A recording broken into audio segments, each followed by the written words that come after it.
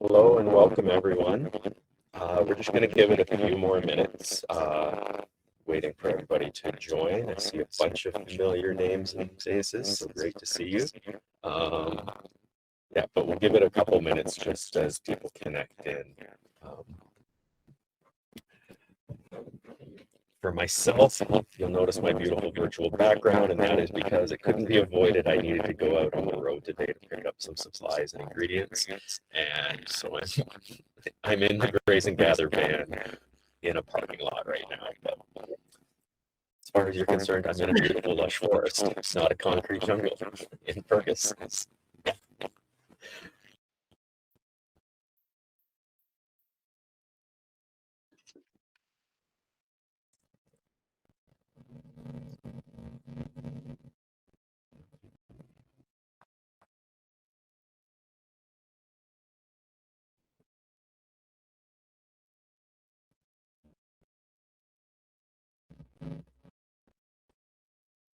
Okay. I'm seeing a good number of folks have joined us by now. There might be a few latecomers, but respectful of everybody's time, we will be finishing at 1 o'clock. We got a lot of ground to cover. Quick introduction of myself. My name's Dave Cranberg. I'm the farmer behind Kendall Hills Farm, and 2 years ago as well, I founded what at the time was called Virtual Farmers Market. It's now grown into Graze and Gather. And by working with thousands of homes and a few dozen restaurants right now, and hundreds of small producers, we're on a mission to create a community, a different network of food lovers for the future well-being of people on the planet. And so since day one, we've tried to embed a lot of values around respecting people and respecting the environment. I'm a believer that it is possible to grow food and do both. And I think the people on the call today will totally agree with me. And Sydney, if you don't mind going on to the next slide there, just so you'll have a sense of the agenda really quick. So you'll see the ground cover right now. I also have to say a bit that we're not going to like, this is not a foraging workshop, right? We're not going to necessarily learn exactly how to differentiate between different plant species and mushrooms and all of that. This is more of a discussion around how do you approach foraging in a different way? What is relationships with land? What's a different way of understanding relationships with land? And for that, I'll do introductions in a second. We're joined by two amazing Celeste Smith and Joshna Maharaj. And we'll get into discussion around anything and everything. Often the Q&A that follows, we do get a little political. We're not afraid to shy away from some of the bigger, tougher conversations around our food system. So by all means, as you listen, if you have questions, there is a chat where you can post your questions. If it's a technical thing, Sydney and myself will handle it as quickly as possible. Otherwise, as we progress, I will try to find the appropriate time to ask those questions. Let's just facilitate discussion. But anytime as well, and use the little emoji button to kind of signal that you're happy with something. And we are recording this. Try to do analysis and share later as well for those who are unable to join us. But if we could go on to the next slide as well. And this is a land acknowledgement partner, Emily, had developed, and it was for fun, but to recognize land farms is actually also the home Graze and Gather right now. We're situated on traditional territory in the Shawnee Nation. Our farms covered Williams treaties, Mississauga, Alderville, Taiwan, Scuba, First Nations, and the government of Ontario. Emily and I approach our relationship to the land as the industry. We recognize we have obligations and responsibilities to these territories. People always in relation to the land, water, plants and animals, watershed. And as Graze and Gather continue to grow, So working with knowledge, land, the food that is coming from gas is coming from First Nations across Ontario,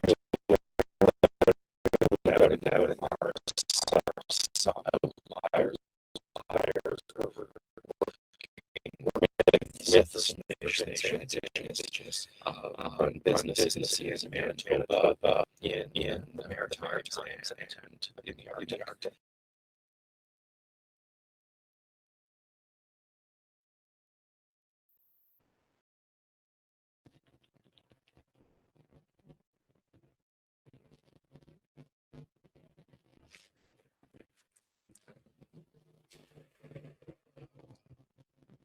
Sorry, can you hear me again? No. Hey everyone, I think I'm just going to jump in right now since Dave's having some technical difficulties. I just wanted to introduce you to our two speakers who we have with us today. If you joined us last month, you might recognize Joshna. Joshna is a chef and a speaker and an activist who wants to help you have a better relationship with your food. She has tons of amazing recipes that she's prepared to share with you guys about how you can make delicious things from foraged foods. So she'll be doing a cooking demonstration shortly to show some tips. And our other speaker that we have today is Celeste Smith. Celeste, I just met her a few minutes ago, and I'm excited to learn more about the work that she is doing. And I think we'll all really appreciate that.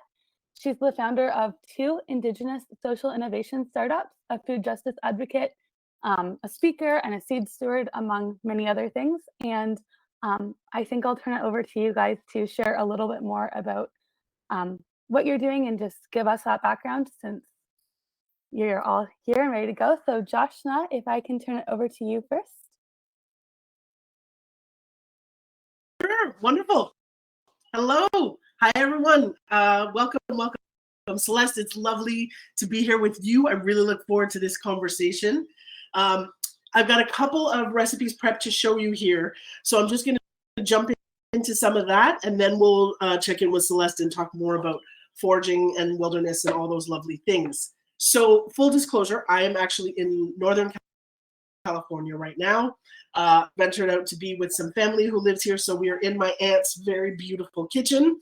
And I went to the market yesterday to get ingredients, and we found the most glorious collection of beautiful wild mushrooms.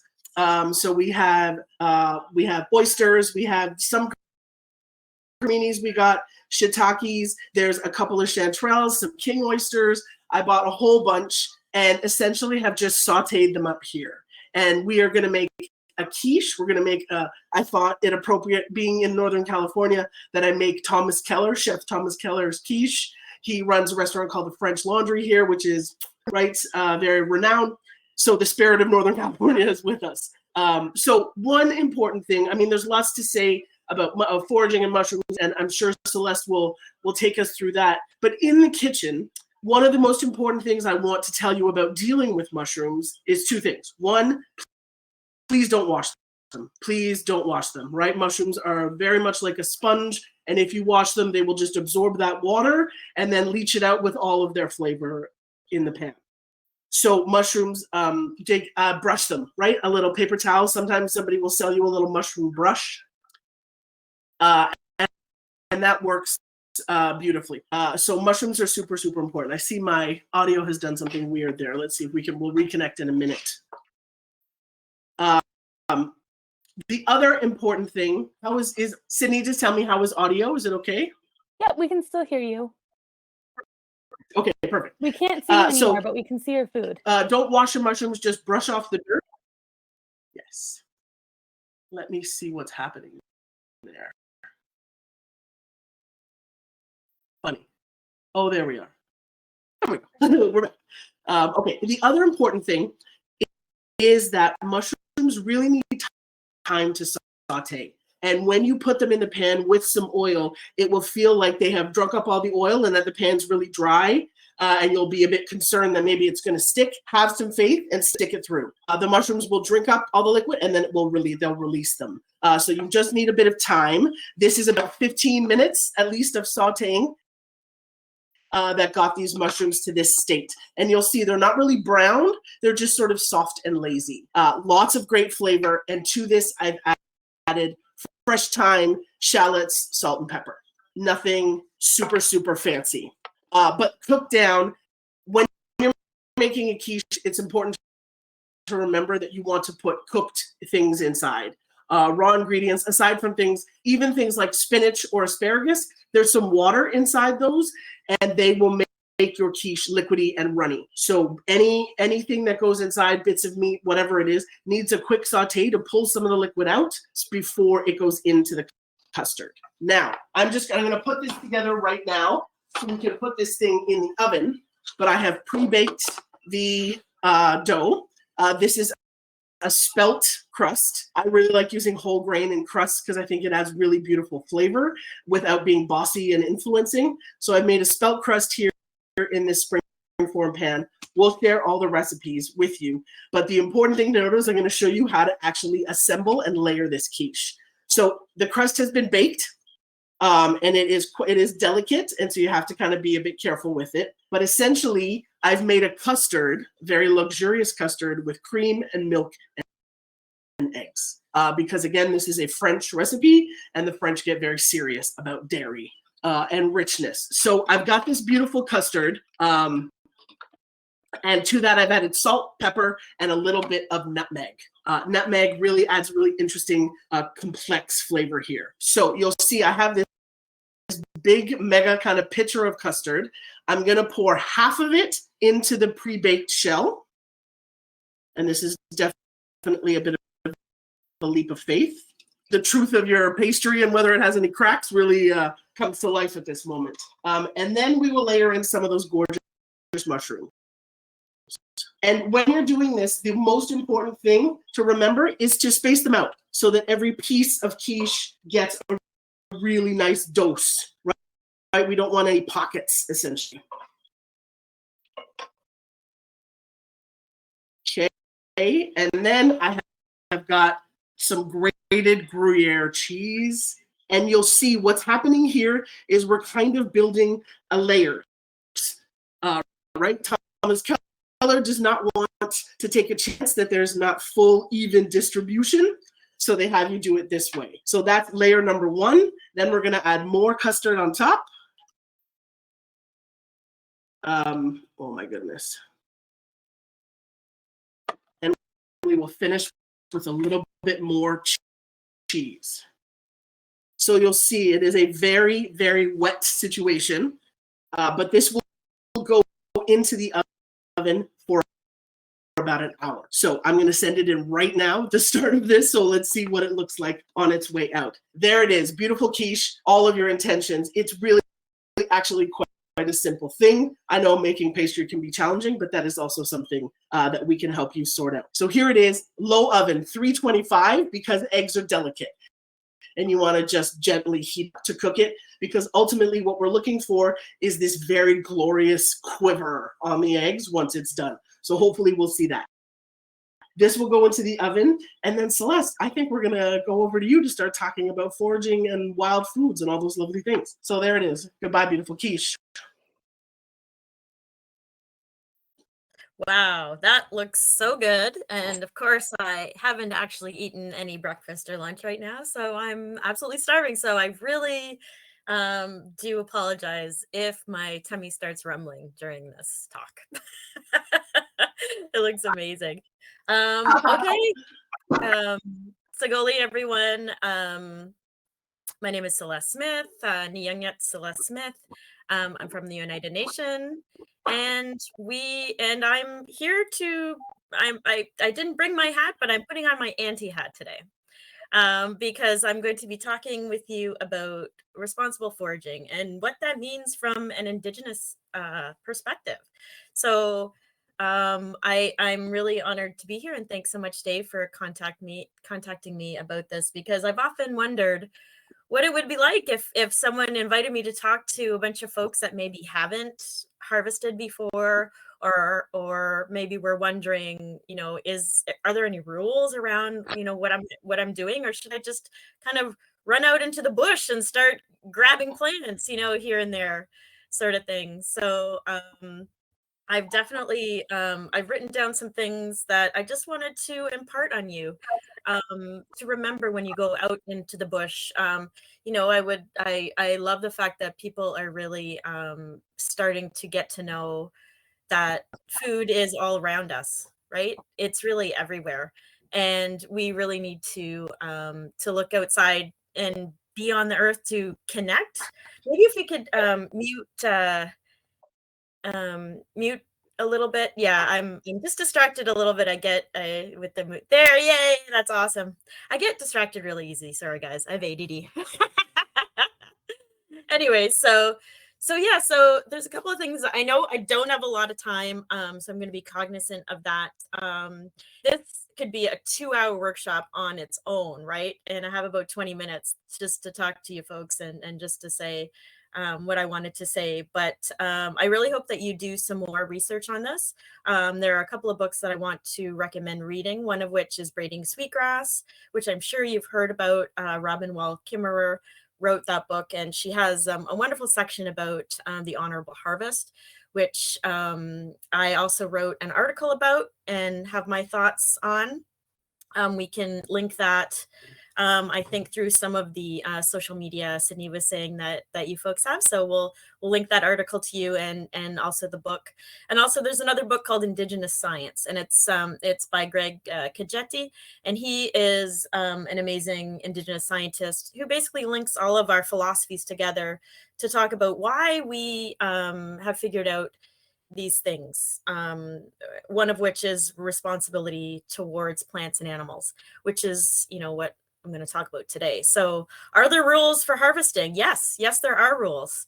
And you need to know them before you go out there. And the main rule that I want to talk about today is giving thanks, and what that means, and the responsibility that comes with that. So Indigenous folks have a culture of gratitude. So it's every time I start my day, I start with prayers of thanksgiving, and it's called the Thanksgiving Address. I'm a Haudenosaunee woman, so I thank everything from the ground up to the sky. And that's how I begin my day, because I know without all of the things in creation, I would not be here. So starting with that culture of gratitude is how you come into having responsibility as well. So having an abundance versus a scarcity mindset is kind of how you want to walk into the woods, right? So when I go out into the bush, I bring my tobacco, I bring my prayers, and I bring a humble attitude that says the things that are here for me, not just to take and to use, but they're here for me to ask for. So if I ask the woods, so I'll walk into the woods and I'll say, okay, I'm looking for, we'll say leeks today, right? So I'm looking for some leeks, or I'm looking for some mushrooms. I want to make a wonderful quiche, right? So I'm going to ask, I'm going to say, okay, so this is what I want. And I'm going to go in with the intention maybe of finding these things. Maybe I won't find them. Maybe I will. And that's going to be an offering to me. So if I go into those woods and I find those mushrooms, say, I'm going to say, wow, this was offered to me. This is amazing, but I'm not going to pick those mushrooms, right? Those are the first mushrooms that I see. So then I'm going to say, okay, there are mushrooms here. That's fantastic. Okay, so I'm going to keep looking. I'm going to go then to the second set of mushrooms, and I'm going to say, wow, I'm giving thanks. There are more mushrooms here. That's great. You know, obviously we have a healthy area that I'm in. That's amazing. I'm not going to take those though, because those are the second mushrooms. Because what if those are the last mushrooms that I find, right? So I'm going to go to the third patch. Those third patch, okay, I'm going to say, okay, now there's 3. So on this third one, okay, now I've been shown that there are enough mushrooms to, you know, scientifically to make more mushrooms for next year, right?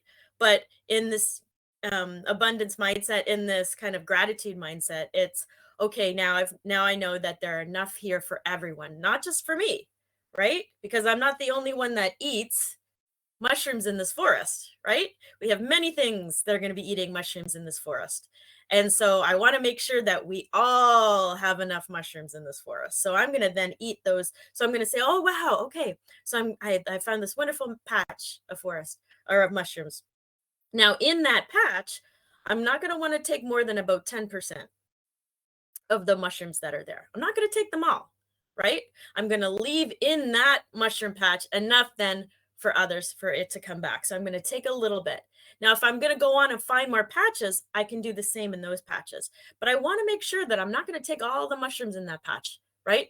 And it makes sense when you think about that. But when you're out there and you find one mushroom, what do? You leave it there. You don't go home with the mushroom, because that mushroom could be the last mushroom that's in that whole area. And what if you take that mushroom, right? Then that mushroom's not going to come back.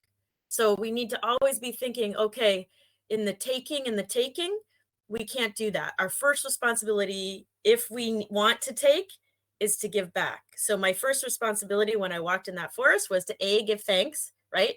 So I brought my tobacco. So before and then I ask, right? I ask the forest if there is enough for me to share with the other inhabitants of that forest, right? So I'm always thinking about the community. And when I'm thinking about the community, I'm not just thinking about my own family, right? I'm thinking about the community and my family that is in that forest as well.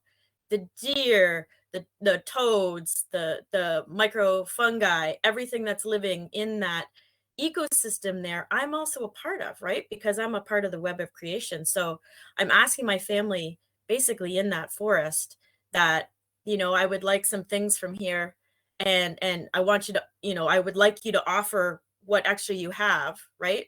Because that forest will give you and give you and give you, and then that forest will die, because that forest is just continually giving. So we need to then, in our hearts and our minds, we need to pull ourselves back and have responsibility, right? So with this comes, we need thanks, right? We need to give thanks, and then we need to always listen to our responsibility. And it's responsibility to 7 generations, but all 7 generations. 7 generations of the trees, 7 generations of those mushrooms, right? 7 generations of your own children as well. Because when you go in that forest and you take that last mushroom, your 7th generation is not going to have that mushroom. So you need to think about that too, right? If you take that last mushroom in there. And even if there are a lot of mushrooms in that area, you need to also be cognizant that there will be other people going in there as well. So you need to look around and see if there's a lot of activity. And sometimes you will leave without mushrooms. And that's okay, right? It's okay. Like we have with our colonial mindsets, we think that we must go and we must conquer and we must, and when we talk about gathering as well, or harvesting in our societies, we also harvest deer, right? We harvest geese. Right now, it's geese and duck season right now. So my folks are out there getting our ducks. And sometimes you come home without, and that's okay, right? There'll be other things that you can eat. So during this season, because if we eat with the seasons, we're eating right now. I have this little thing here. So what we're eating right now in our communities is we've got some, so we're in April, right? So right now, Indigenous folks are out there collecting medicines. So also be cognizant of that. When you're out there foraging for your leeks and for your mushrooms, there will be Indigenous folks out there foraging for our sacred medicines that are out there. And so please be careful walking. I'm going to tell you a little story. You've probably seen our moccasins, right? You've seen us wear our moccasins. And have you ever seen that they're embroidered with a beautiful flower on there? Did you know that there's a story as to why there's a flower on our feet? So that story is always to remind us that when we're walking on the earth, we're walking on flowers, we're walking on beautiful things, we're walking on the faces of our children yet to come. So we must always walk on the earth like we're walking on a beautiful flower, gently, always so gently, right? So whenever we look down at the moccasins on our feet and we see those beautiful flowers, it's always a reminder to walk so softly. And think of that when you go out into the woods. Think of walking softly in the woods, because that's where you're then going to be seeing and feeling the things that you haven't before. because there's a lot of noise, right? In this kind of world that we've created, there's a lot of stuff that's kind of keeping out what you should be actually hearing. And the more time you spend out in the woods, out in the bush, the more you're going to be able to hear it. And the quieter you are, that's when you hear it. So always think about that. Look at your feet and paint some, maybe you don't want to paint some on your Converse, but maybe you do. I don't know. Maybe you want to put some on your feet just to always remind you to be walking that way. So like I said, right now we're getting our medicine plants. So those other plants that you're walking on in order to get to your mushrooms might be something that I need. So please, even though something looks like a weed, oftentimes it is a very important medicine plant for Indigenous folks. So also be cognizant that there are other people out in those spaces also looking for what you're looking for as well. So when you're getting these plants and getting the leeks and the wonderful things that are out there, like I said, take only a small amounts and have it as a treat, right? So this wonderful quiche that we're making, when I look at it, I'm like, wow, maybe we'll only have that once or twice, right? Because we don't want to take too much, right? And it's almost like when we have strawberry ceremony, Joshna said that she's in California, so they have strawberries already. Our strawberry ceremony starts in June, right? So when the first strawberries come and you start to see them, then we get super excited, right? And then we have our strawberry ceremonies, and those ceremonies start because we're now welcoming the first berries, right, back from the winter. So we have those, and we haven't had those all winter, right? Because we're eating local. We're not buying strawberries in the store, right? In December, right? Okay. So we've had that, those 6 or 8 months that we haven't had those strawberries. So when we're out in the field and we see those strawberries and they're so small and we put them in our mouth, we just have that thanks, like, oh, it's so good. So we celebrate that in our by having a strawberry ceremony. And when we have sweat lodge, or when we have something of hardship and we're going through ceremony, we pass around a bowl of strawberries to remind us that those things are a sacred gift, right? And so unfortunately, the way we live our lives with having now, we have oranges, 24/7, strawberries, asparagus, all these things we have in Ontario that we really shouldn't be eating except for in the spring, right? Here, we now have hot houses and all those things. It kind of takes away the specialness, really, of some of these ceremonies that we have and some of these things where we think about eating in the seasons.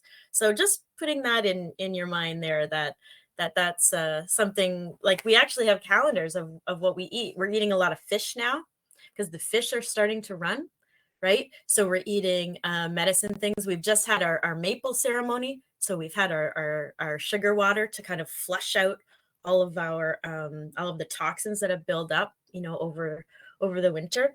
And we're going to be having some rabbit and some duck and some goose. So this is what we're kind of eating at this time. We don't really get into, and then we're going to have, some veggies, and there's our strawberries in June. So you can see how when we eat with the seasons, we're eating locally. So when we're talking about foraging and when we're talking about harvesting, this is it, right? This is how generally we eat. And you can find some of these calendars maybe on online. You can take a look, but these also correspond, the way we eat also corresponds with our ceremonies. So this is also a ceremonial calendar, right?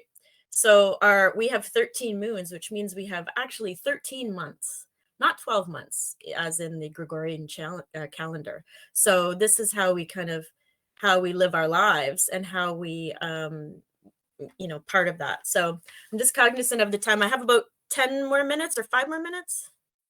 Yeah. Okay. So I got on a little tangent, but now you can see how interconnected all of what we're talking about is to the lives of Indigenous people, right? So not only are we talking about, you know, harvesting and like that's actually a part of our lives, a part of our ceremony, a part of how we live and celebrate kind of every day. So we talked a little bit about what we do when we go out in the woods. So, and talked about giving thanks, giving back, reciprocity, right? And responsibility. That's always there. A lot of times we forget that comes with when you get things, you also have to give back. Like there's all this cycle, right? Which is reciprocity. So we give back when we go out into the woods by giving thanks and by, you know, holding ourselves back from taking everything, right? And also we need to think about you know, our responsibilities to others, right? So the next thing I wanted to talk about is maybe the treaties or the responsibilities we made through Indigenous peoples ourselves. So where you're living is around Peterborough, right? So Anishinaabe people, that's their territory. It's also Haudenosaunee people have also lived there many generations as well. So here's a question for you. Do you know the treaties that you are a signatory from or signatory of? So everyone that lives on this land, even if you haven't signed it yourself, you are a treaty person. So the treaties that you are a signatory of are not just the official ones from the government or the government of Canada, but they are also relationship ones. So there is one called really, really important that you need to learn about, and it's called the Dish with One Spoon. So the Dish with One Spoon Treaty is one that we all need to know about and we all need to learn about, because in the basis of that treaty is the basis of really responsibility towards harvesting. So I'm going to talk a little bit about it. This is a wampum belt. So this is the Two-Road Treaty, which is a Niagara-based treaty between the Dutch and the Haudenosaunee.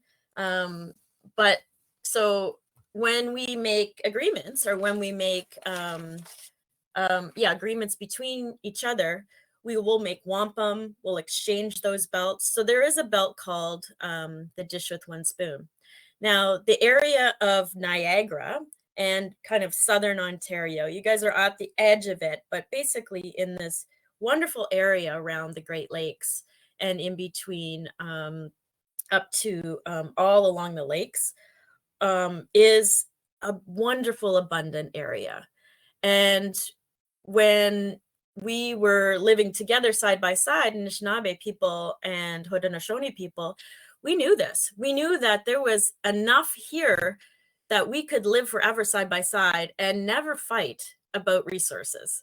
We would never be in competition because there is always enough here for everyone, right?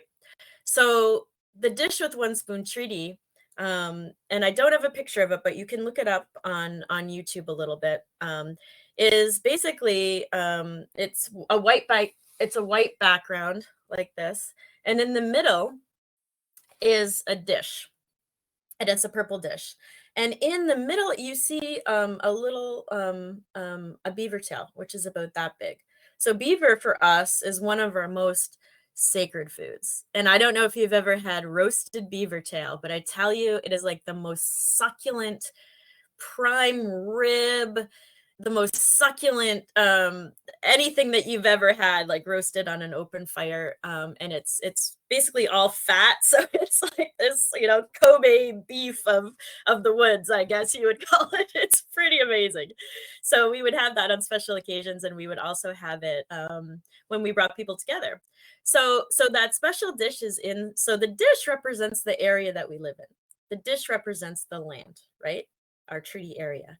Inside the dish is the beaver tail, which represents all of the resources of the land that we live in. And there is one spoon. There's one spoon. There's no knife. There's no fork. There's one spoon. And the reason why there's one spoon is because we're going to share. We're going to share what's in that dish, right? Because there's enough for everyone. So we're going to take the spoon, and there isn't a knife because we don't want to hurt anyone around us by accident or by any other thing. We're just going to use the spoon. So we take that spoon, we dip it in, right? We take only what we need from that we can eat, right? And then we pass it. We pass it to the next person, right? And then that person then takes that spoon, dips in, takes only what that person needs, takes it, and then passes it to the next person. And this is how we live in this area, right? We pass it along. And then the last thing we need to do with this spoon is we need to put it back and we need to clean, right? So if we've made any mess or if we've made any upset around, we just clean it up. So we keep it, we share, we keep it clean, right? So it's very simple, right? It's very, very simple, but it's amazing how much we don't do that, right? If we think of the colonial mindset and how we're talking about hoarding, we're talking about taking as much as we can, and we're talking about billionaires that have so much, and we have people that have nothing, and we look at the society around us and when we think, wow, we really missed that lesson, didn't we? Because I can tell you that is not happening in the real world around us, right? But in indigenous societies, it still happens. This is how we live our life. And so that's why I love to kind of talk to folks and say, like, this is an alternative way of living. We can live this way, right? So I just wanted to impart that with you, that this is a way of living that has been in existence for thousands of years before, any settlers came to this area. It can be done, right? We are two different people. Anishinaabe people and Haudenosaunee people are very different, but we can live side by side, again, side by side, without interfering with each other, as long as we live in peace, friendship, and respect. In peace, friendship, and respect. This is the Two-Row Treaty. So these are the teachings that Indigenous folks have. And I really hope that you'll do some more. I see that it's almost time. And I really hope that you'll do some more of your own listening and your own research on some of the teachings that we have. These are your neighbors that have these teachings. And, I really think that it could really solve a lot of issues that we're having today. And I'm really seeing how folks like Dave and Sydney and, are really interested in learning this kind of thing. And I really want to give thanks to them for inviting me here today. And and y'all go, everyone, and have a wonderful day. Thank you, Celeste. I think I've been able to reconnect. Yes, okay, I'm being heard. I did share a link in the chat with everybody. If you're interested in finding out more about the territory that you're on or about the treaties, the official treaties that govern that land, it's native-land.ca is a good starting point if you're curious about learning more. Thank you again, Celeste. We're going to pass it back over to Joshna, and I'm going to ask for Sydney and Celeste, actually, if we can disable our video feed. I think that'll allow everybody to actually be able to see both of Joshna's cameras, and they can see what she's preparing. Wonderful. Thank you so much.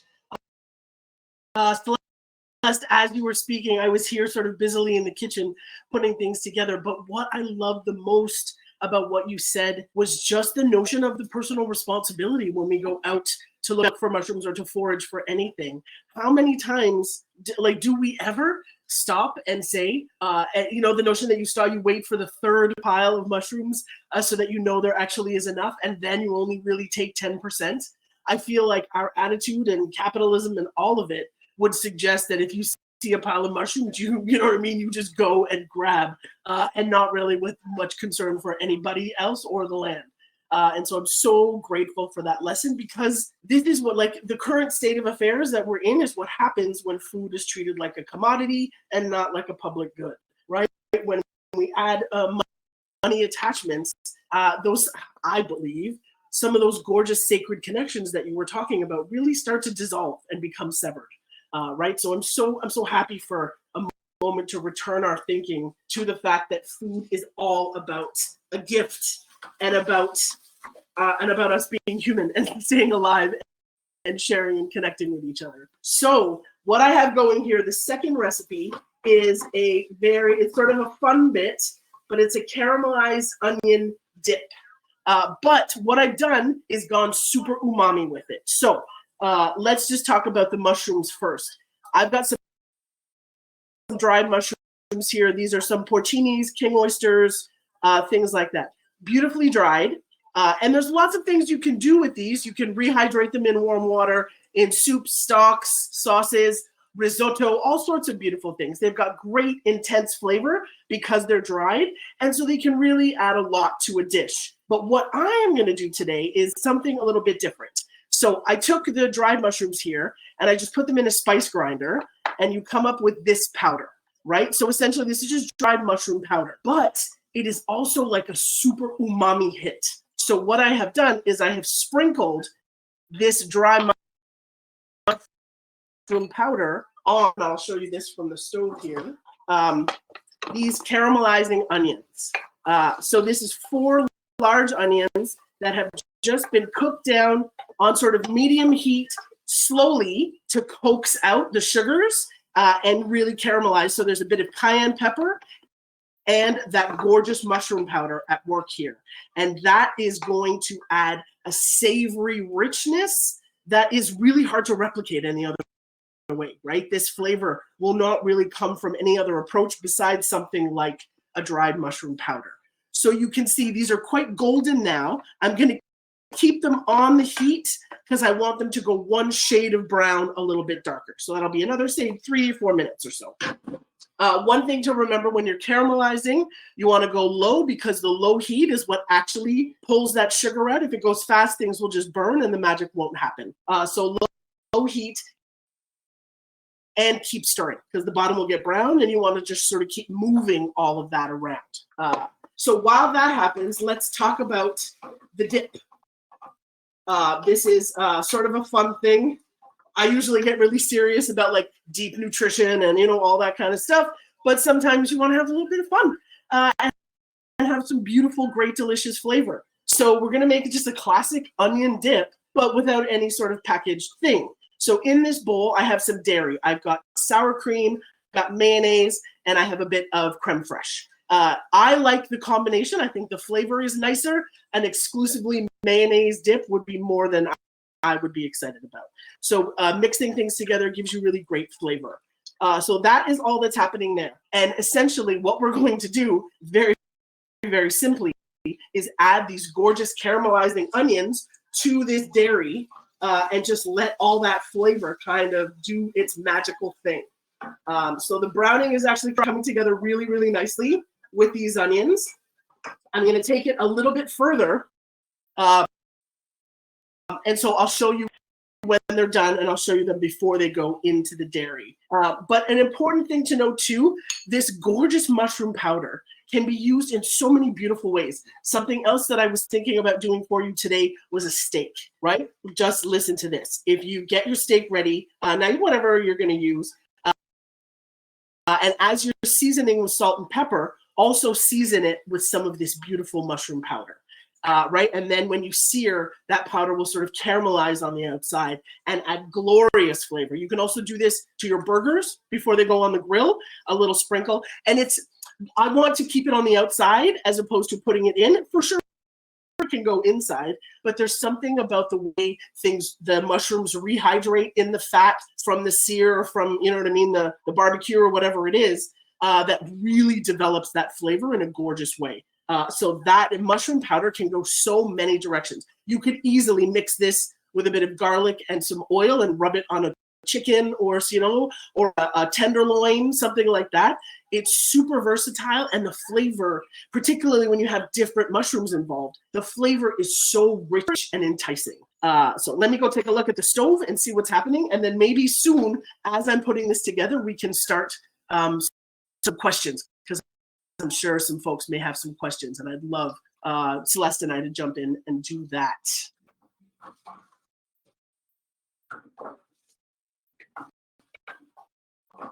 Woo!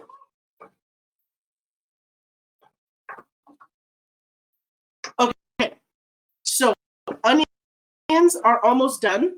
And what I'm going to do is just pull them off and let them cool out for a little bit. If I put these screaming hot onions into the dairy, it's just going to be sort of big mess.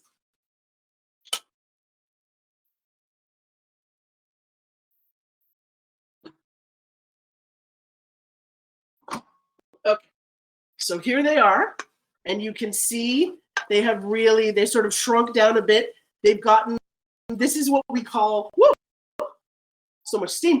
This is what we call lazy onions. You can see, right? They've all surrendered the firm shape that they had of sort of the way raw onions look. And they're lazy, brown, caramelized, super sweet, but also with that crazy, wild, awesome umami flavor. So let this cool for about a minute or two. But Dave or Sydney, why don't we open up and do some questions in our last 13 minutes here with folks?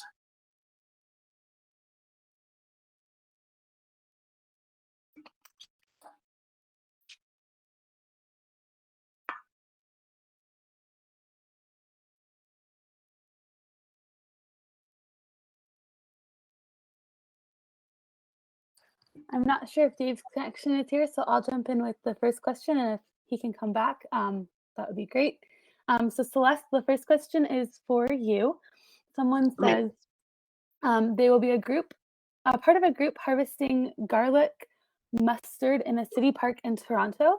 In that area, it is considered invasive, so they're planning on pulling up everything they see, but they're going to turn it into pesto, so it's not going to be wasted. In this case, do they give thanks when it is there for them and again when they use it, or what would your guidance be? Yeah, definitely.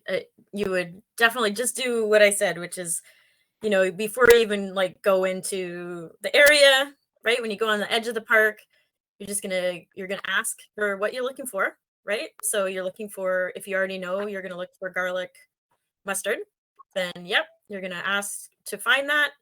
And then you're going to give thanks. Yeah. And then when you find it, which you will, right? You will definitely, I love the fact that you're not just taking it out. You're actually going to use it, because sometimes, invasive species are definitely an issue, but sometimes invasive species become medicine too, right? Like plantain. Plantain is something that has come over, and we use it for, cancer and things like that are new diseases. And so, there's also that sometimes settler conservation becomes, they think, that this is the way it must be, but sometimes plants come to an area for a reason, right? So you also have to be cognizant of that, right? And so the plants are here now, just like settlers are, right? Like you're replanted here as well. It's okay that you're here. You don't want to make a huge disturbance. You want to be good in the soil. You want to be good on the land and actually make it better, right? So sometimes things like garlic mustard, they will do that. Things are really disturbed in an area. Raspberries are the same. They're the first thing that comes in the area to then break up the soil, take out the bad stuff that's in the soil, and start to remediate an area. So you also have to think about it in that biological way as well. But yes, I love the fact that you're going to use it for pesto. So that's fantastic. Thanks. The next question is also for you. How can you be sure that someone hasn't already taken 10% of the patch when you find something in the forest? Right. Yeah, you should be able to just see the disturbance around the area. You can tell if something's been kind of ravaged a little bit when you go out there, right? Like if you've been foraging quite a bit, you just know when you walk into an area if someone's been there or not. And if there is so little that you have to be worried about that, then you should definitely move on. Perfect. Let's see.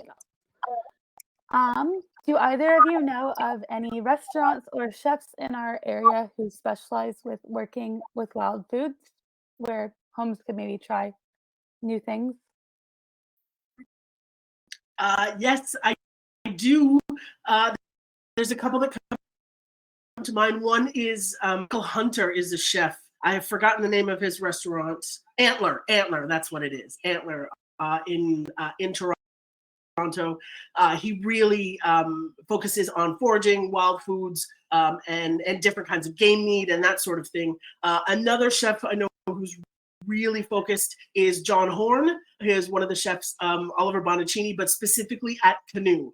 And they do a really beautiful canoe wild event a couple of times a year one of the things I love the most is that he actually has a forager on staff, right? They've sort of collaborated to connect with foragers so that there's a responsible way to harvest and also to make sure that the economic chain is as close and tight as possible, right? We want to make sure that if there are folks who are out there doing this properly, that they can actually make a living to do this, and that I feel like it's better for me to share money with somebody out there doing this than necessarily trek out there myself, right? If the path exists, please let's use that, right? And keep sort of grassroots connections as alive and thriving as possible. Also have to do a shout out for our friends at Forbes Wild Foods. They're people I've known Jonathan and that team for many years, and they really are doing an incredible job of offering economic support right at the grassroots level, particularly for Indigenous foragers, Indigenous communities. And to be able to bring those ingredients to us so that we can learn about them and share them is something that they have really prioritized. So Forbes Wild Foods, Antler, and Canoe are places to try gorgeous wild food on a plate. Awesome. And I see, Celeste, I'm guessing it was you also shared a couple other ones, Chef Joel White Duck and Chef James Shawana. Oh, yes. Thank you. Joseph, yes. Of course. Yeah. Joseph, yes. James is his brother. Okay. Joseph. We're good friends. He's part of my language team, James Joshna Maharaj. But his brother, yes, is Joseph. Yeah. Who owns, what's the name? It's not Powwow. Is it Powwow?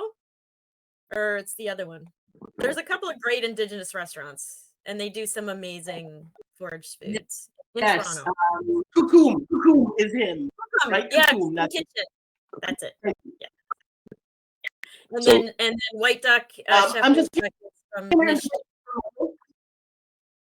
What's that? Nish Dish. Yes. Yeah. Awesome. I just want to interrupt for a moment to show you incorporation of caramelized onions. So here's the vibe on these gorgeous onions that have now been cooled, and they're literally just going to get added to this dairy mixture. And really, this is sort of a rich, glorious thing. I adapted this recipe from the beloved Barefoot Contessa, Ina Garten. That lady knows how to live well. And so this is full of all of the richness that she loves to put in her recipes. So to recap, in these onions, we have just beautiful local sweet California onions, salt and pepper, but also a little bit of cayenne, and this gorgeous dried mushroom powder. That's boosting the umami like nobody's business. So now we're just going to mix this all together, and you see onion dip starting to form here in a more familiar way. But really, when I was a kid, onion dip used to be a packet of Lipton's onion soup added to a container of sour cream, and you just sort of let it sit. To be honest, the theory is not that far away. It's just I think this has such rich, exciting flavor. So we're going to hit this with a little bit of salt, and then we're going to ultimately do a taste. I pulled myself a bag of chips because what else are we going to eat this with besides delicious chips?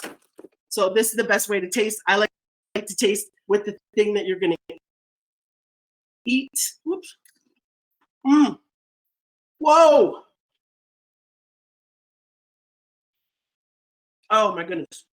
This is like, that mushroom powder has added the umami-ness, a savoriness, and a richness that somehow is beyond the beautiful dairy that is involved. This is a glorious recipe. I highly recommend this. Oh my goodness. This was an experiment for me, as is perhaps obvious from all of my surprise. Wow, this is really, really good. Flavor is so bold. You could hit this maybe with a bit of hot sauce or some lemon, a little acid to break up that richness. But really, my, oh my, this is fantastic. Woo! All right. Thank you for indulging. Let's go back to questions. Okay, I think let's just do one more question to wrap it up because I think we're getting close to time. So someone asked, what are your thoughts on foraging companies, and how can we know when we're buying like fiddleheads or other foraged foods that they were harvested ethically and sustainably? Yeah, that's a good one. And actually what spurred my article in the EFAO magazine, because I saw them being sold on Facebook Marketplace, different, right? And so you pretty much know if it's being sold in large quantities and they've got pictures of like huge buckets filled with them, it's not being sustainable. You just know, you can tell. And so you're going to start to see that really soon. You're going to start, because whenever this is, capitalism, whenever people can cash in with something, the same is happening with our medicine plants as well. The sage, it's super rare now. So because I'm an agriculturalist, a lot of the stuff I say also to people who still want to forage these things, please grow it yourself. You can grow this stuff, right? Quite easily in your backyard, wherever, and so if you want sage, or if you want because it's happening with wild ginger as well. It's illegal actually, because it's an endangered plant to do that. So just be careful if you see things like wild ginger being exploited on Facebook. Please do something about it. Please contact the M&R. A lot of times with the ramps and things, if you see boxes and boxes and boxes, contact that person and say, look, this isn't right, because it's not a responsibility always of Indigenous folks to say, hey, what the heck's happening here, right? So please do that, and do your research on the companies that you're getting these things from. Perfect. Well, I think this is a good place to wrap up for today. Celeste, Joshna, I appreciate you both so much for coming and sharing with our community about responsible foraging. I learned a lot today, and I'm excited to see all the feedback that we get and what people learned and thought from this. Everyone who joined us, thank you for coming. And just so everyone knows, we will have responsibly foraged fiddleheads available on the market on Sunday morning. So if you want to enjoy fiddleheads this week, Joshna shared a recipe that is live on Grow now, and you'll just want to shop early on Sunday because I don't know, limited quantity since they're responsibly done. So that's it for today, and we'll hopefully see you all next month. Bye. Amazing. Thanks, friends. Oh, not everyone.